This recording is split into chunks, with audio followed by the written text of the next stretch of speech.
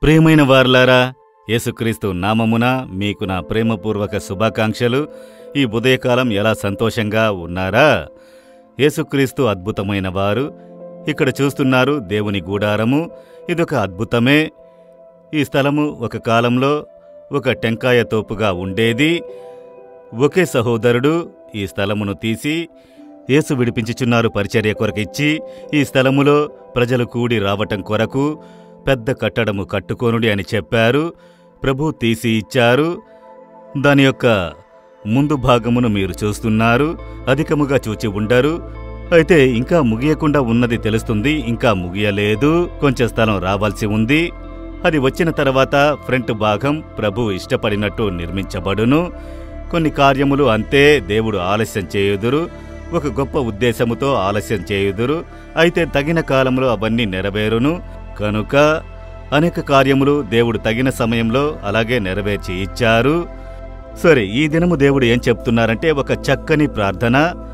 ఒక భక్తుడు ప్రార్థించుచున్నాడు. 98వ కీర్తన 18వ వచనములో, నా కాలు జారనని నేననుకొనగా యెహోవా నీ కృప నన్ను బలపరుచుచున్నది. నా కాలు జారినని నేననుకొనగా, కాలు జారింది చెబుతారు. బాత్రూంకి వెళ్లారు, కాలు జారింది, క్రింద పడినారు, దెబ్బ తగిలి కాలు ఎముక విరిగి హాస్పిటల్లో అడ్మిట్ అయ్యారు. బస్సులో ఎక్కబోయేటప్పుడు హఠాత్తుగా కాలు జారింది, క్రింద పడి దెబ్బ తగిలి పడకలో పడ్డారు. ఒక జారుడు వేగంగా రోడ్లో నడిచి వెళ్లేటప్పుడు గమనించలేదు. ఆ చోట నీళ్లు ఉన్నాయి, జారింది, జారిపడ్డాము. ఈ జారిపడ్డము అందరి జీవితములలో వచ్చేటటువంటి ఒక సమస్య. మనం నడిచి వెళ్లే మార్గములో జారింది అని చెబుతాము. కాలు జారింది అని చెప్పేటప్పుడు, ప్రభువా నీ కృప నన్ను ఆదుకున్నది.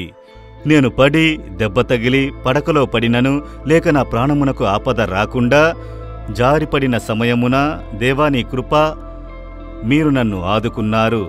ఇదే ఆయన అనుభవము. మనందరి జీవితంలో ఈ అనుభవం ఉంటుంది. మీ జీవితమును తిరిగి చూడండి. ఎన్నో సమయములలో మీ ఆత్మీయ జీవితంలో జారుడులు సంభవించాయి. మీ ఉద్యోగంలో జారుడు వచ్చింది. మీ కుటుంబ కార్యంలో ఒక జారుడు వచ్చింది.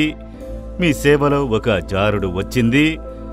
అదేవిధముగా మీరు చేసే కార్యములో బాగా పోతూ ఉన్నది, హఠాత్తుగా జారింది. హఠాత్తుగా ఒక బ్యాక్, హఠాత్తుగా వెనకపడింది, హఠాత్తుగా ఒక నష్టము. ఎలా చెప్పడం? జారుడు. అలా జరిగేటప్పుడు తర్వాత ఏం జరుగుతుందో అని భయపడతారు. హఠాత్తుగా ఒకరొచ్చి చెయ్యందిస్తే ఎలా ఉంటుంది? అయ్యో, నేను నశించిపోయేవాడిని, ఒకరొచ్చి చెయ్యిచ్చి నన్ను ఆదుకున్నారు. అదే ప్రభువు. దేవా, నా కాలు జారినప్పుడు నేను అనేక ఆశీర్వాదాల్ని కోల్పోతూ వస్తున్నాను, మేలులు పోగొట్టుకుంటూ వస్తున్నాను, వెనకబడిపోతున్నాను, ఏం చెయ్యాలో తెలియడం లేదు. అప్పుడు దేవుని కృప, మన మీద ఉంచిన కృప అలాగే ఆదుకుని, మనకు దెబ్బలు తగలకుండా, నాశనమైపోకుండా, మనం పడి నశించిపోకుండా ఆదుకుని పైకి లేపుచున్నారు. అదే దేవుని కృప. ఈ భక్తుడు తన అనుభవమును తన జీవితంలో అనుభవించినందున, దేవా నా కాలు జారెనని నేను అనుకున్నప్పుడు నీ కృప ఆదుకున్నది. ఇప్పుడు జారుడు మీద మీరు నిలబడ్డారు కనుక దేవుడు మీతో మాట్లాడుచున్నారు.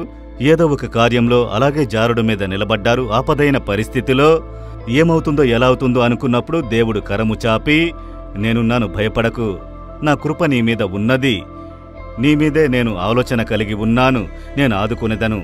పేతురును చూడండి, సముద్రములో మునిగిపోవుచుండెను, జారింది, భయమునకు చోటిచ్చాడు. మునిగిపోవుచున్నప్పుడు దేవా రక్షించుము అని పిలిచాడు. మునిగిపోవుటకు ముందు యేసు చేయి చాపి పైకి లేపాడు. అదేవిధముగా మీరు జారడానికి ముందుగా దేవా నన్ను రక్షించుము, యేసయ్యా నన్ను కాపాడుము అని మీరు చేయి చాపి పిలిచినప్పుడు అలాగే ఆయన చేయి మీ కరమును పట్టుకొనును. యేసు కరము మీ కొరకై చాపబడ్డది. కుమారుడా, కుమార్తె, నేనున్నాను, నేను నిన్ను పైకెత్తి కాపాడి నడిపించదనని చెబుతున్నారు. ఆయన చేతికి సమర్పించుకుంటారా? దేవా, ఒక జారుడు మీద నిలబడ్డానయ్యా, ఏమవుతుందో ఎలా అవుతుందో, దీని నుండి ఎలా బయటపడి వస్తాను అని కలవరముతో నిలబడ్డాను. దేవా, నీ చేతికి నా కరమును సమర్పించుకున్నాను. మీ కృప నన్ను ఆదుకొనుచున్నందుకై స్తోత్రములు. యేసు నామములో ఆమెన్ ఆమెన్.